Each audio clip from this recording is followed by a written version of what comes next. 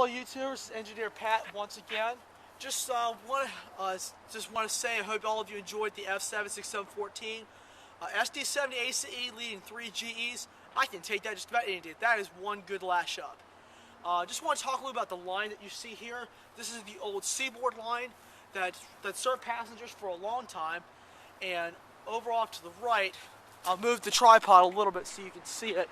Please pardon the construction, they're putting in a sewer line here, but all of this over here used to be the old Virginian.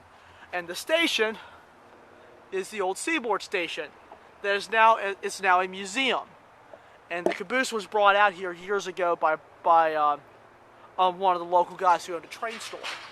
Now, this line here, the Seaboard line, served freight and passenger. The Virginia pulled out in 1959 because Norfolk and Western took them over. But the Seaboard still continued to serve passengers until the late 60s, until 1968. Then from 68 to about the mid-70s, they used this building as a freight station. It was mostly freight service that was coming through here. Because in the 70s, passenger service really declined here in America. This is when you had Amtrak in 1971, which is now the single national provider in rail interservice. So, you didn't really see passenger trains in this area for a long time. Only thing you really saw eventually was just Amtrak. But they abandoned this building in the 80s. CSX used the building as an office on, I think, 1990 through 1994. And then they shut it down. Then the building caught fire. Somebody went inside, tried to start a little fire. It got out of control. And the building luckily only had minimum damage. A couple floors were just demolished by the fire, but a couple areas only had smoke damage. So what they did in the 90s, they saved the station and renovated this building. And in March of 2000, this Seaboard train station, as you see behind me, opened as a museum to the public.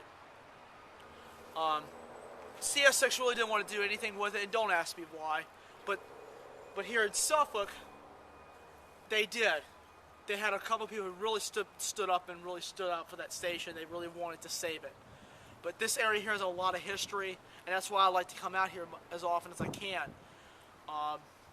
Lots of good trains still come through here, but really the only thing you see now is basically CSX, and maybe once in a while a little piece of foreign power, but that's it.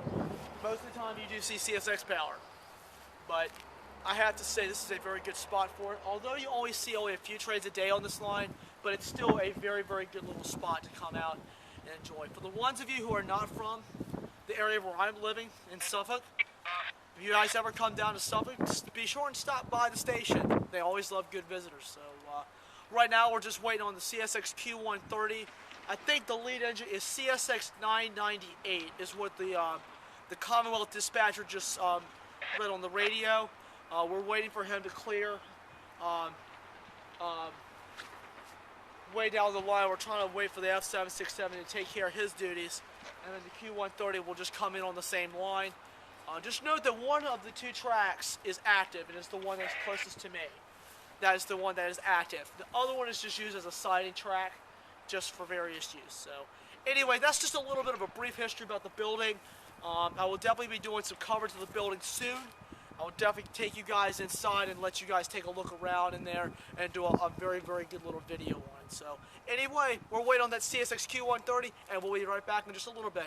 Thank you all. We'll see you back in just a little bit.